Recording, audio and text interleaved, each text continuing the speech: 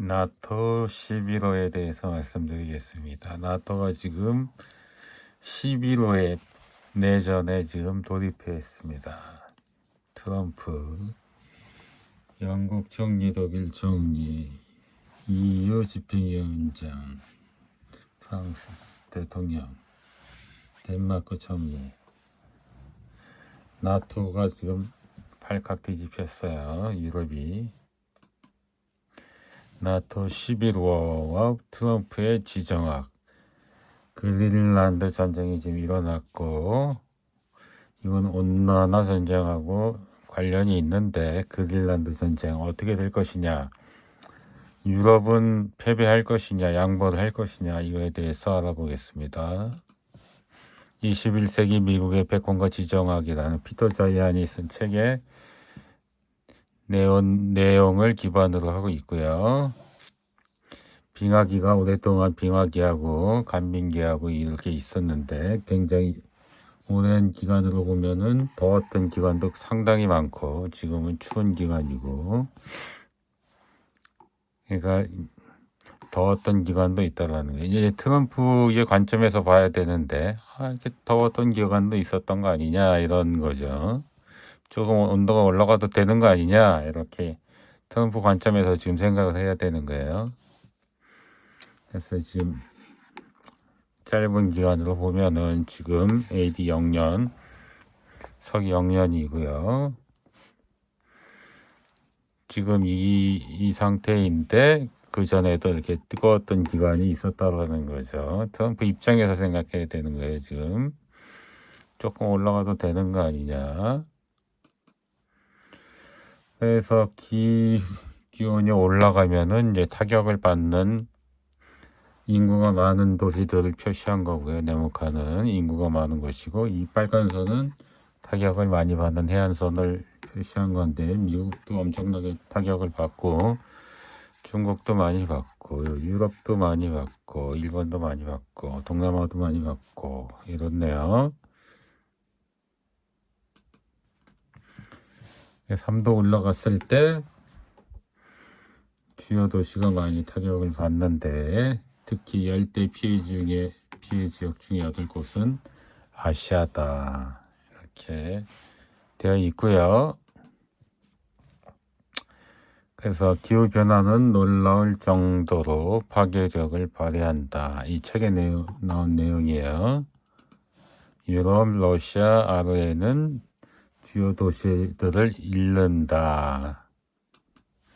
덴마크, 스웨덴, 네덜란드 주요 도시는 사라진다. 방글라데시, 이집트, 베트남, 동아시아도 그렇다. 세계의 곡창지대도 타격을 입는다. 가장 많은 피해를 보는 나라는 중국이다. 텐진, 상하이, 홍콩. 중국의 곡창지대도 타격을 많이 입는다. 그러나 미국은 미미하다.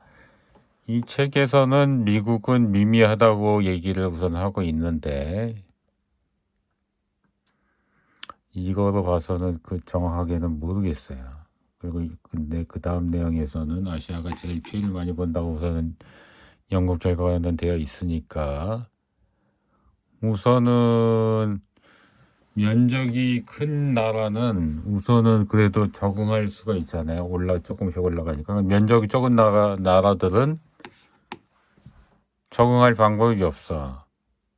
그래서 그리고 해수면 들어가도 그 타격이 더 심하게 있죠. 그래서 이게 뭐 기후가 상승하더라도 온도 변화가 급작스럽게 변하는 것은 아니기 때문에 이 기후 변화에서도 면적이 넓은 곳이 그나마 그래도 적응하는 데 유리하다. 온도가 올라가더라도 그런 거는 유추할 수 있을 것 같아요. 그리고 타격도 좀 천천히 받는다. 다른 나라에 비해서. 그래서 미국이나 뭐 중국이나 러시아 같은 캐나다 특히 이런 나라들은 타격이 그나마 좀 천천히 받지 않겠느냐. 그런 거는 뭐 맞는 말일 것 같죠. 그런 건 유추해 볼 수가 있을 것 같아요.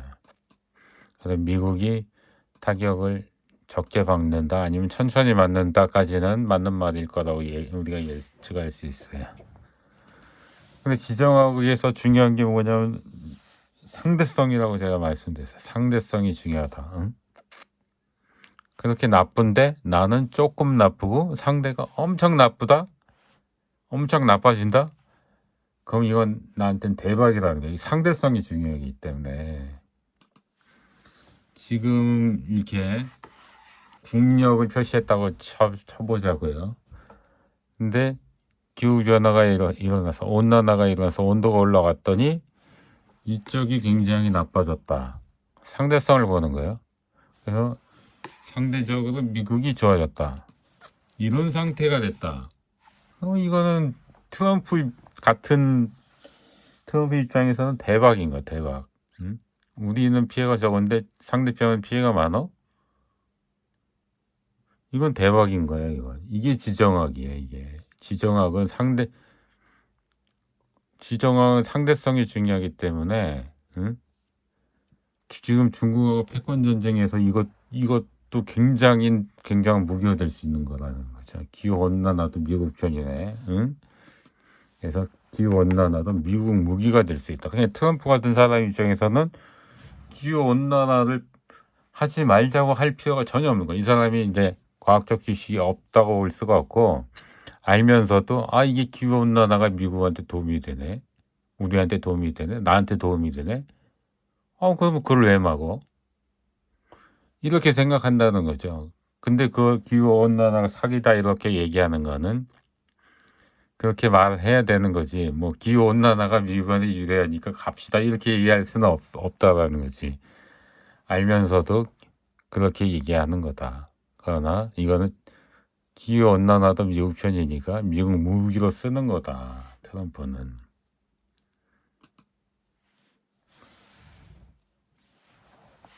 그리고 이게 합종연행에서 미국은 연행을 쓴단 말이에요. 연행을 다른 말로 EJ라 할 수 있고요. 또 심하게 말하면 토색우팽이라고도 말할 수 있어요. 같은 말이야. 응? 같은 말이야. 이게 같은 편이라고, 미국이 같은 편이라고 평화롭게 지내는 걸 좋아하는 게 아니에요. 연행을 하기 때문에 미국 입장에서는 이게 평화롭게 지내는 게 목적이 아니고 미국한테 손해가 되지 않는다라는 한 그 조건이 맞으면 서로 싸우기를 원해. 서로 싸워서 힘이 빠지는 걸 원하는, 힘이 빠지는 거야.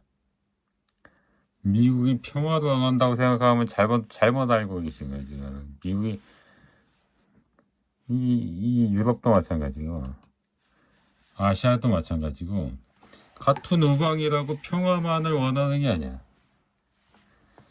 미국에 이게 도움이 되니까 이게 우방인 거지.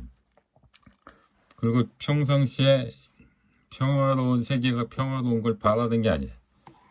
미국의 피해만 안 되면 서로 지지고 볶고 싸워가지고 서로 힘을 빼는 걸 원한다고.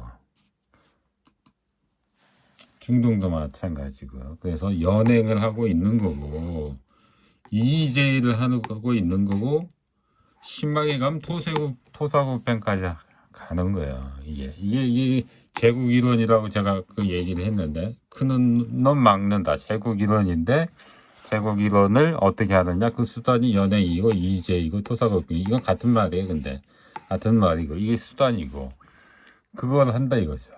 그럼 뭔 얘기를 하냐면은 미국이 크는 게 중요한 거지. 이거에 상대적으로 미국이 계속 크고 이놈은 작게 하고 하는 그게 중요하다는 거예요. 그게 상대성이 중요해. 그래야 제국을 유지하는 거기 때문에 영원히 이걸 1등을 유지하고 이걸 관리할 수 있기 때문에 그렇게 한다는 거야. 미국은. 그래서 온난화도 미국한테 유리하다고 보니까 트럼프 같은 경우는 온난화 왜 막어? 온난화 가야지. 이렇게 생각하고 있다는 거야. 이게 제국 이론이고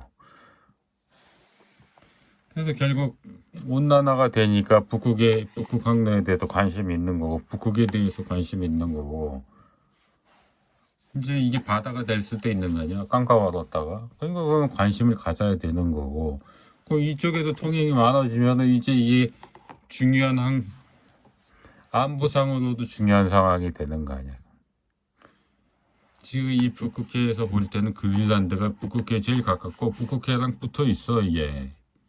그린란드가 미국 입장에서도 중요하다고 볼 수 있는. 그리고 지금 상황으로 보면은 북극해에 러시아가 제일 길게 붙어 있는데, 만약에 그린란드도 가져간다, 캐나다도 가져간다 그러면 미국도 엄청나게 지금 북극해에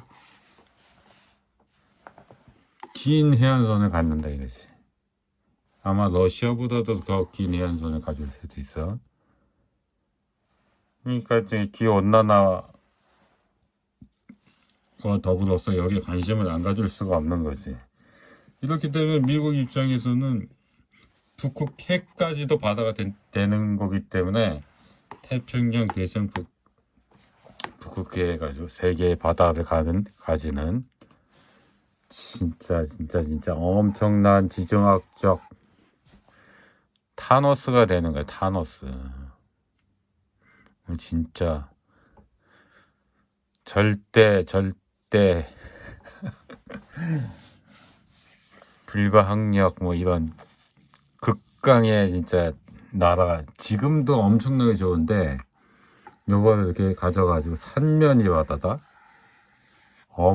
이게 지금은 완벽하게 섬이라고 해서 진짜 이것까지 뭐 완벽하게 섬 아니에요? 완벽하게 세 개를 바다가 가져가는 어마어마한 나라가 되는 거예요, 진짜.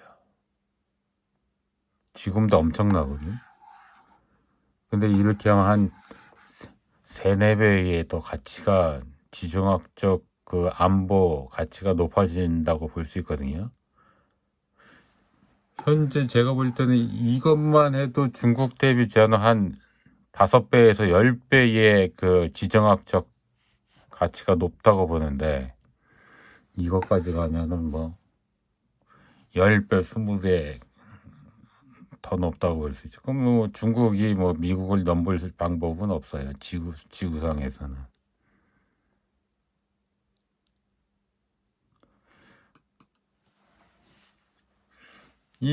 그래서 지금 아까도 처음에 봤지만은 피해보는 나라들이 미국 빼고는, 푸틴 빼고는 다 피해를 보거든요. 기후온난화로.